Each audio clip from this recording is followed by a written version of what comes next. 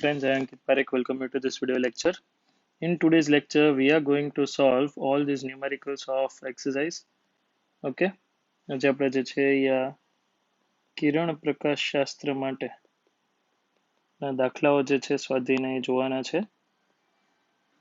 સમજે ભાઈ, આમાં ટેલિસ્કોપ માઇક્રોસ્કોપના ન્યુમેરિકલ્સ આપણે છેલ્લે કરતા હતા. એમાં દાખલા નંબર 9.28 જે છે એ જોઈ લઈએ. શું છે, એક નાના ટેલિસ્કોપમાં 140 સેમી કેન્દ્ર લંબાઈનો ઓબ્જેક્ટિવ અને 5 સેમી કેન્દ્ર લંબાઈનો આઈપીસ આપી દીધો છે. એટલે તમને દાખલા નંબર 9.28 માં આટલી વસ્તુ આપી દીધી છે, જોઈ લો તમે. એક તો આ FO આપી દીધું છે, FE આપી દીધું છે, અને આપણે શું પૂછ્યું છે, મોટો શક્તિ. તો કે M બરાબર FO છેદમાં FE થાય હંમેશા. તો FO આપણે લખીએ 140 છેદમાં 5. તો મોટવણી આપણને જે છે એ અહીંયા મળી જશે. જોઈ લો તમે, આ મોટવણી મળી જશે આપણને 28.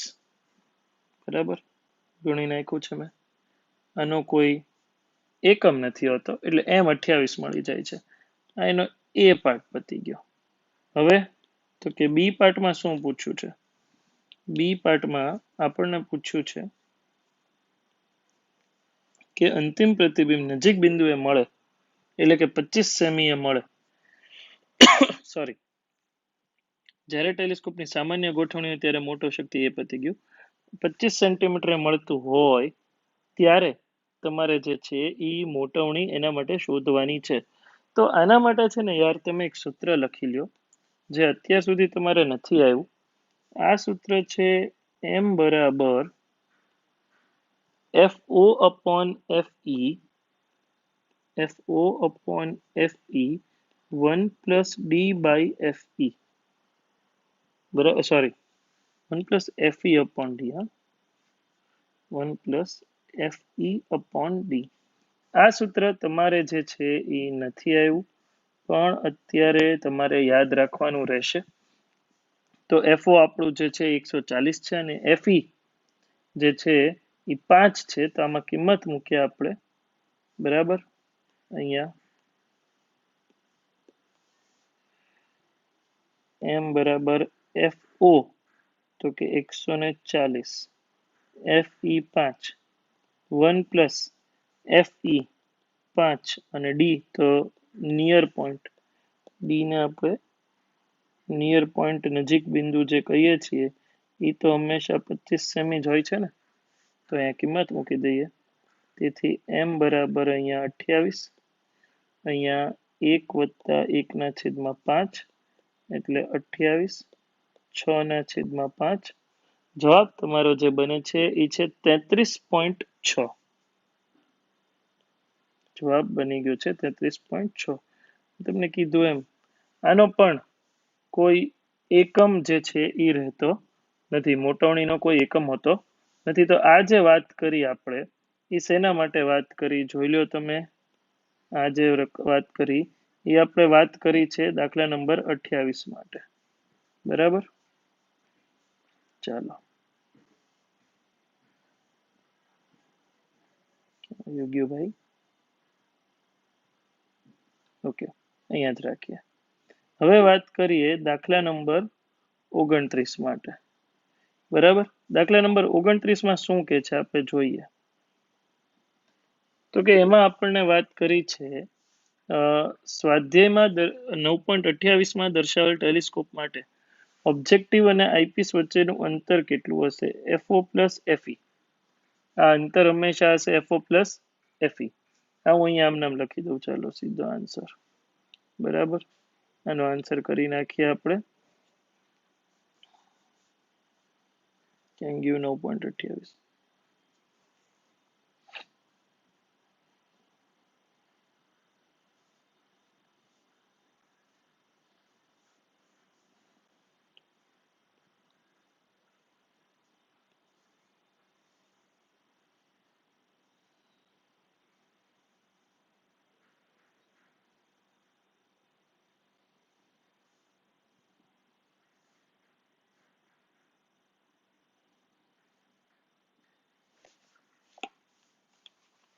ચલો જોઈએ દાખલા નંબર 9.29.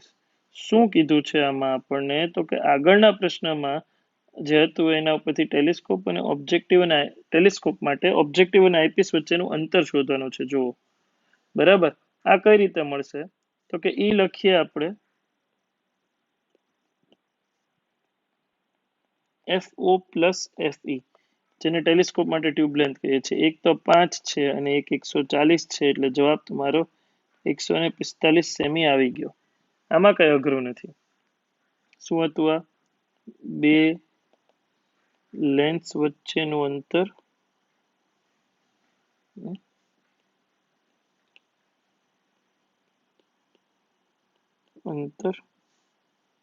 બરાબર. કયા બે લેન્સ? એક હતો ઓબ્જેક્ટિવ પીસ અને બીજો હતો આઈપીસ. તો આ આપણને જે છે FO પ્લસ FE આનો એ નો જે જવાબ છે એ મળી ગયો. હવે એનું બી શું કે છે જુઓ, પ્રશ્ન વાંચ્ય. જો ટેલિસ્કોપનો 3 કિલોમીટર દૂર આવેલો અને 100 મીટર ઊંચાઈના ટાવરને જોવા માટે ઉપયોગ કરવામાં આવે તો ઓબ્જેક્ટિવ લેન્સ વડે રચાતા પ્રતિબિંબની ઊંચાઈ શોધો. સારું છે, જુઓ આ તમે જોઈ લો. બરાબર. ધારો કે આ આપણો ઓબ્જેક્ટિવ પીસ છે, બરાબર, અને એનાથી આપણે જો વાત કરીએ તો અહીંયા અક્ષ એની ડ્રો કરી લઈએ કે આ ભાઈ એના માટે અક્ષ થઈ ગઈ. ઓકે. હવે એનાથી કેટલા મીટર દૂર આવેલો? 3 કિલોમીટર. ઓહો, 3000 મીટર કરી દો. આ અંતર 3000 મીટર દૂર છે યુ, બરાબર.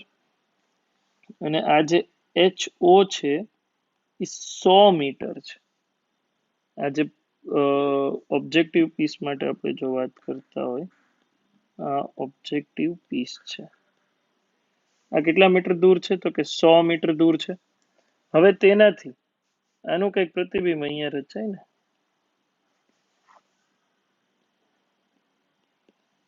યાર, આની જે કેન્દ્ર લંબાઈ તમે લખી છે F ની 140 સેમી, જોઈ લો. ઉપર હતું FO 140 છે અને FE 5.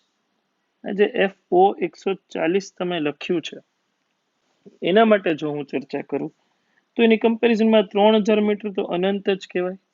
એટલે આ જે પ્રતિબિંબ જ્યાં રચાતું હોય એનું FO જ હોય અને હાઈટ HI ખબર નથી. આને ધારો કે થીટા I કહી દઈએ, આને ધારો કે થીટા O કહી દઈએ, બરાબર. થીટા I કોની માટે છે? ઇમેજ સાથે બનાવેલો ખૂણો. થીટા O જે છે એ ઓબ્જેક્ટ સાથે બનાવેલો ખૂણો. બેઝિકલી તો બંને સરખા જ થશે ને, બંને થીટા છે. જો અભિકોણ બને છે એટલે બંને ખૂણાઓ સરખા છે. તો આના માટે જો આપણે વાત કરીએ હવે, આ HO, આ U, આ FO અને HI, તો tan થીટા બરાબર tan થીટા. આમાં શું થઈ જશે? સાબા HO પાબા U, આમાં સાબા HI અને પાબા FO. તો HO માટે લખીએ આપણે 100 અને U લખું 3000 મીટર. HI તો ગોતવું છે ને 140 સેમી છે. હું સેમીમાં જ રાખું. જો આ બે મીટરમાં હતા એટલે ઉડી ગયા. અગર આ સેમીમાં હોય તો HI નો આન્સર સેમીમાં આવશે. એટલે આપણે અહીંયા લખતા જઈએ કે ભાઈ HI બરાબર 100 ગુણ્યા 140 છેદમાં 3000 મીંડા ગયા તો 14/3. HI આ 3 ચોક 12, 4 પોઈન્ટ અને 2 20 એટલે 18. સોરી, આ જે છે 20 અને એટલે 7 જેવું આવશે. 7 તરી 21 ચાલશે. ચાલો, 4.7 જેવો કંઈક આનો આન્સર બને છે. સેમી. આ જે છે એ સેમી આન્સર બને છે.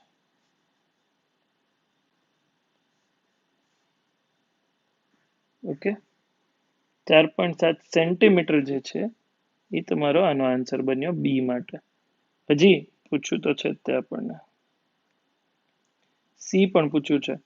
શું પૂછ્યું છે? જો ટાવરનું અંતિમ પ્રતિબિંબ 25 સેન્ટીમીટર અંતરે મેળવવામાં આવે તો પ્રતિબિંબની ઊંચાઈ શોધો. એટલે આ બધું એઝ ઇટ ઇઝ. જો આ બી વાળો પાર્ટ એઝ ઇટ ઇઝ છે. હવે આપણે સી જોઈએ આના માટે. સી માં શું કીધું છે કે જો ટાવરનું અંતિમ પ્રતિબિંબ જે છે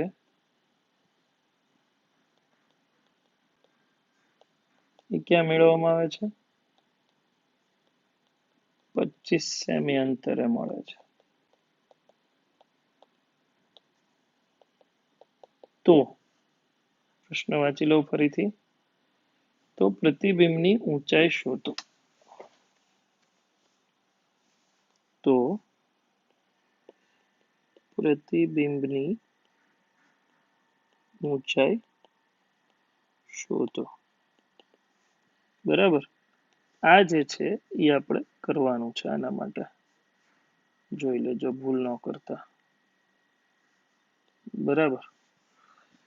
હવે તો કે ભાઈ આ પ્રશ્ન સી માટે થઈ ગયો. એના માટે હું તમને આ યાદ કરાવી દઉં કે કઈ રીતે પૂછે છે. તો કે આ આપણો ઓબ્જેક્ટિવ લેન્સ થઈ ગયો.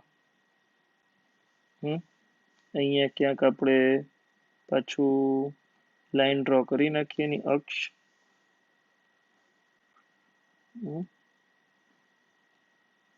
અક્ષ ડ્રો કરી નાખીએ. અહીંથી પાછો આઈપીસ લઈ લઈએ.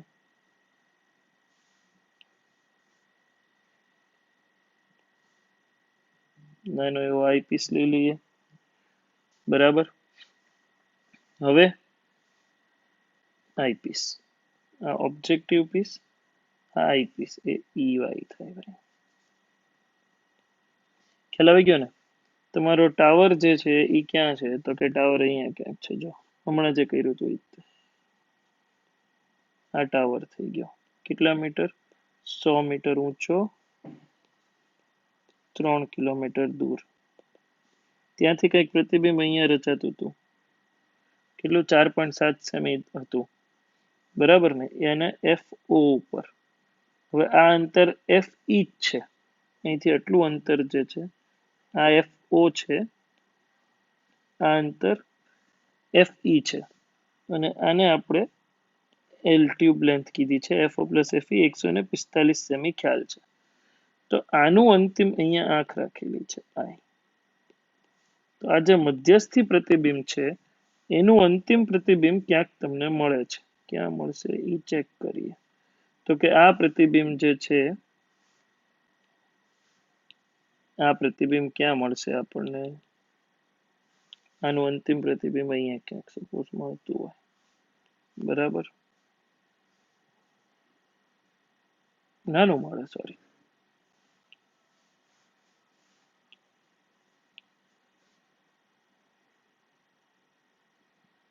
આ ફાઇનલ ઇમેજ હોય. આઈ ફાઇનલ. તો તમારે શું શોધવાનું છે? તમારે શોધવાનું છે અંતિમ પ્રતિબિંબ જે છે એ 25 સેમીએ મળતું હોય તો એની હાઈટ કેટલી હશે? આ અંતિમ પ્રતિબિંબ કેટલા સેમીએ મળે છે? એથી 25 સેમીએ. તો એની ફાઇનલ એચ ડેશ કેટલું હશે એ તમારે જે છે એ શોધવાનું છે. આ જે છે એ આના માટે આકૃતિ બની. આ તમે સમજજો ભાઈ. આ આકૃતિ અહીંયા થોડી સાઈડમાં લઈ લો. હવે આપણે પ્રશ્ન ઉપર ફોકસ કરીએ કે આટલું તો તારવેલું જ છે. એચઆઈ 4.7 સેમી છે એ તો ખબર જ છે. અને એના માટે વસ્તુ અંતરે ખબર છે. જો તો આના માટે આપણે કઈ કઈ વસ્તુઓ ધ્યાનમાં લેવી પડે? આના માટે સૌથી પહેલા તમારે કરવું પડે મોટવણી. તો કે મોટવણી કેટલી છે? કયા લેન્સની? આઈપીસની. આઈપીસની મોટવણી. આઈપીસ માટે આ ડી તો ખબર જ છે, FE. એના માટે તમે મોટવણી કઈ રીતે લઈ શકો? 1 પ્લસ ડી બાય FE. એમ બરાબર 1 plus D upon FE. 1 plus D 25 semi છે. આ જે છે એ 25 સેમી છે. અને FE કેટલું છે? FE 5. તો મોટવણી મને મળી જાય છે 1 + 5 એટલે 6. આ કોના માટે મોટવણી મળી? આઈપીસ માટે, બરાબર. આઈપીસ માટે મોટવણી. હવે આઈપીસ માટે જ તે વાત કરું, ME કહું, એના માટે જે તમને આગળ 4.7 સેમી મળ્યું હતું, બરાબર, આ જે છે એની હાઈટ 4.7 સેમી છે અને H ડેશ, બરાબર, આ જે H ડેશ છે એ તમારું અંતિમ પ્રતિબિંબ છે.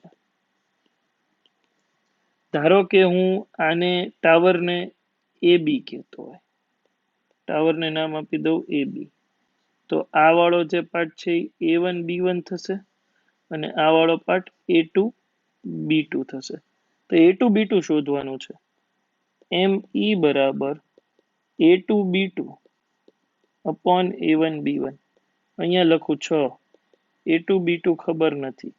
A1 B1 મધ્યસ્થી પ્રતિબિંબની ઊંચાઈ 4.7 સેમી આગળના મજગોતી, તો એને અનુરૂપ A2 B2 બરાબર 4.7 ગુણ્યા 6.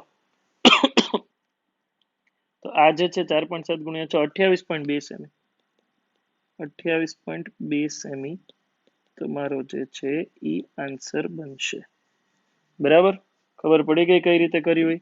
તો આ જે છે એ A2 B2 તમારો ફાઇનલ આન્સર બને છે. આના માટે આકૃતિ તમારે એકવાર ફરીથી જોવી હોય તો જોઈ લો. હું અહીંયા ઝૂમ કરી દઉં છું તમને કે આ જે અહીંયા ફરીથી જુઓ, આ જે છે એ વસ્તુ છે, AB વસ્તુ છે, એનું પ્રતિબિંબ A1 B1 મળે છે ને એનું પ્રતિબિંબ A2 B2 મળે છે. A1 B1 તમને ઓબ્જેક્ટિવ પીસના કારણે મળે છે અને A2 B2 જે છે એ તમને આના આઈ પીસના કારણે મળે છે. તો આ જે છે એ આખો દાખલો થઈ ગયો. સમજાણું? બરાબર. ચાલો, જો આ જે છે ને એનું અંતિમ પ્રતિબિંબ અહીંયા ક્યાંક મળે છે. હા, ત્યાં તમને લખીને ક્લિયરલી મેં આપ્યું જ છે. Okay, next